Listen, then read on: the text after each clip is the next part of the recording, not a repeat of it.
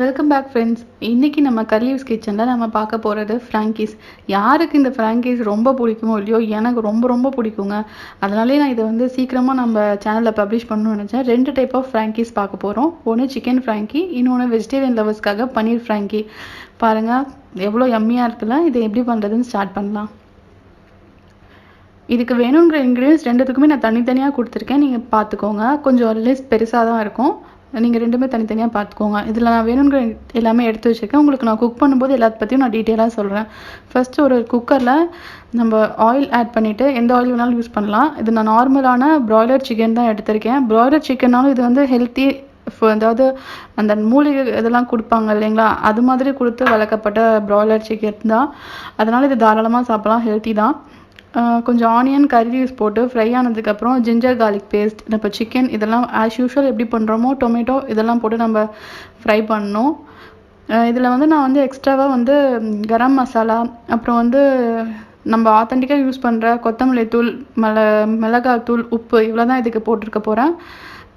இங்கே எங்கள் ஊரில் வந்து ஒரு மால் இருக்கும். இப்போ இல்லை, ஒரு 5 இயர்ஸ் பிஃபோர். அந்த மாலுக்காக நான் அடிக்கடி போவேன். எதுக்கு போவேன்னு கேட்டிங்கன்னா, இந்த ஃப்ராங்கீஸ் வாங்கி சாப்பிட தான் போவேன். சிக்கன் ஃப்ராங்கி சாப்பிட மாட்டேன். பன்னீர்னால் எனக்கு ரொம்ப இஷ்டம். ஸோ பன்னீர் ஃப்ராங்கி வாங்கி சாப்பிட்றதுக்காகவே நான் இதுக்கு போவேன். அடிக்கடி நம்ம கடையில் போய் சாப்பிட்றது வந்து ஹெல்த்தி இல்லைன்னு சொல்லிட்டு நான் அப்போவே இது பண்ண கற்றுக்கிட்டேன். நீங்களே யோசிச்சு பாருங்கள், அவங்க வந்து எத்தனை நாளைக்கு முன்னாடி அந்த ரொட்டீஸ் தேய்ச்சிருப்பாங்கன்னு தெரியாது. அதுவும் மைதாவில் தான் பண்ணியிருப்பாங்க. அது போட்டுட்டு அதுக்கு மேலே வந்து அந்த மசாலா காலையிலே பண்ணியிருப்பாங்க. அது நம்ம கேட்கும்போது சும்மா லைட்டாக ஹீட் பண்ணிட்டு போட்டு கொடுப்பாங்க. அதையும் நம்ம வாங்கி சாப்பிட்டு தான் வருவோம். பிகாஸ் அந்த இடத்துல அது சாப்பிட்றதுக்கு நம்மளுக்கு அவ்வளோ நல்லாயிருக்கும். அதனாலே நம்ம அதை அடிக்கடி நம்ம வாங்கி சாப்பிடுவோம். நான் அப்புறம் தான் வந்து இன்றைக்கி நான் எடுத்துருக்கிறது வந்து சப்பாத்தி மாவு. நம்ம நார்மலாக இதுக்குன்னு தனியாக ஸ்பெஷலாலாம் நீங்கள் எதுவும் மாவு பிசைய வேண்டாம். வீட்டில் நம்ம மீதி ஒரு 2 சப்பாத்தி மாவு மீந்து போச்சுன்னா அதில் கூட நீங்கள் இந்த மாதிரி பண்ணி சாப்பிட்லாம். யூஸ்வலாக பண்ணுற சப்பாத்தி மாவில் கோதுமை மாவில் தான் நான் பண்ணியிருக்கேன். அப்புறம் நான் அதில் வந்து எக்ஸ் இன்றைக்கி யூஸ் பண்ணியிருக்கேன். சிக்கனுங்கிறதுனால எக் ஃப்ராங்கியும் பண்ணியிருக்கேன்.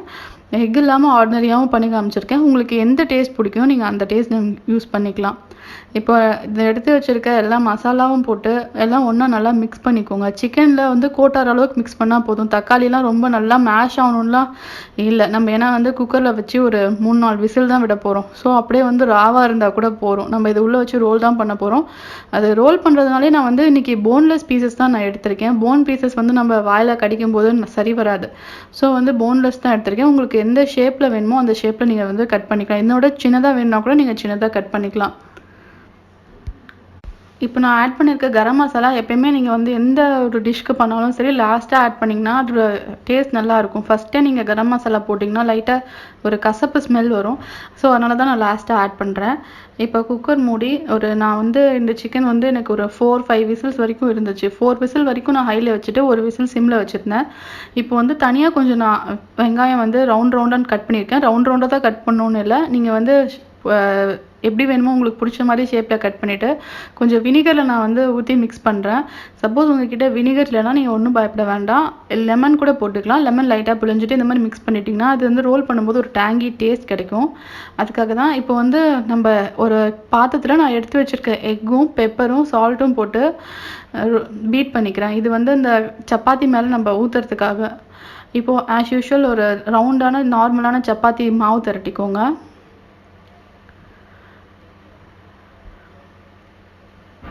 தவா ஹீட் ஆனதும் இதில் வந்து சப்பாத்தி போட்டு 2 சைட்லேயும் ஒரு தடவை ஃப்ளிப் பண்ணி எடுத்துக்கோங்க.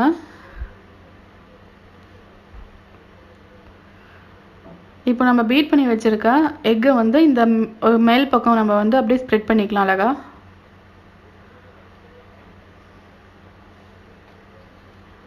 இப்போ எக் போட்டதும் அப்படியே இன்னொரு சைட் திருப்பி போட்டுட்டு நீங்கள் எக் குக்கர் அளவுக்கு வச்சுட்டு நார்மலான ஆயில் போட்டுக்கலாம். இல்லை உங்களுக்கு பட்டர் பிடிக்கும்னா நீங்கள் பட்டர் கூட மேலே தடவிக்கலாம்.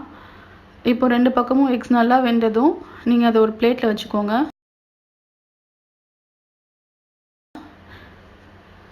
நம்ம வந்து குக்கர் ஓப்பன் பண்ணி சிக்கன் எப்படி இருக்குன்னு பார்க்கலாம். வாவ், சூப்பராக இருக்குது. இதை அப்படியே ஒரு சைட் டிஷ்ஷாகவே வச்சு சாப்பிடலாம் போல் இருக்குது. இதில் வந்து ஃபைனலாக வந்து கொரியாண்டர் போடனாலும் போட்டுக்கலாம். நான் போடல.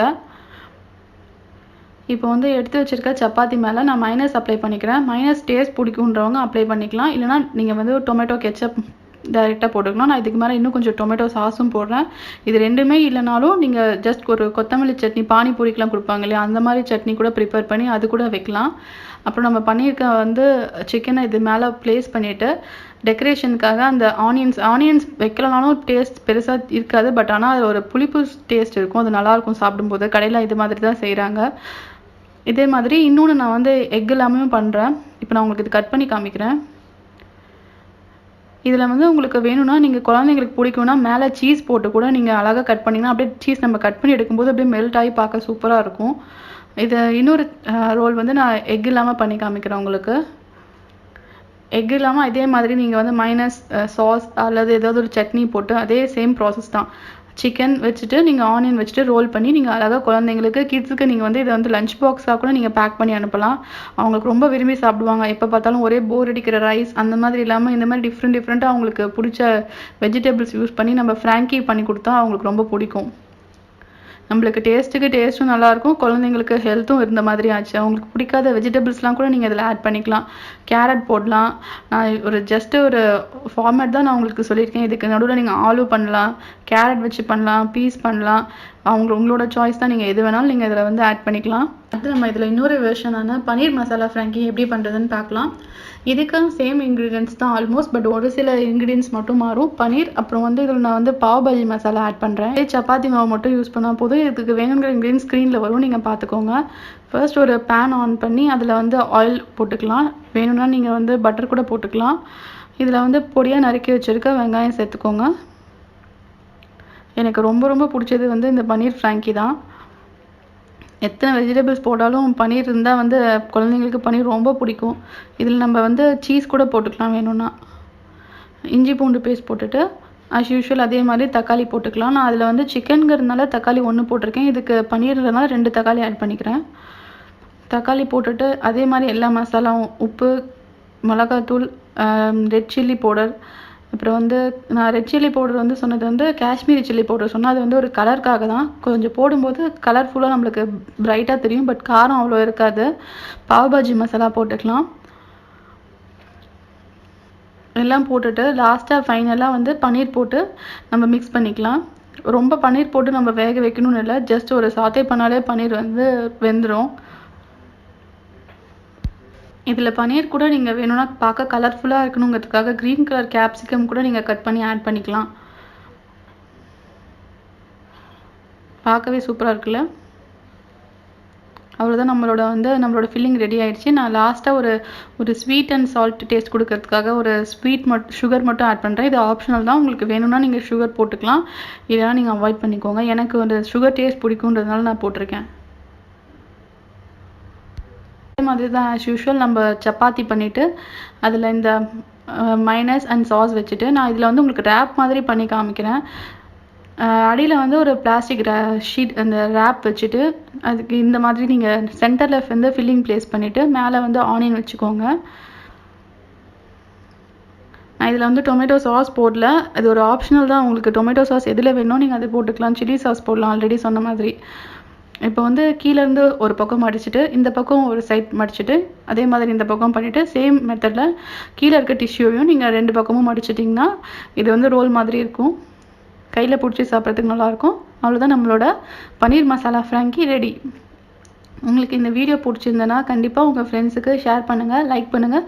மறக்காமல் என்னோடய சேனல் சப்ஸ்கிரைப் பண்ணுங்கள். Thank you friends. Happy cooking.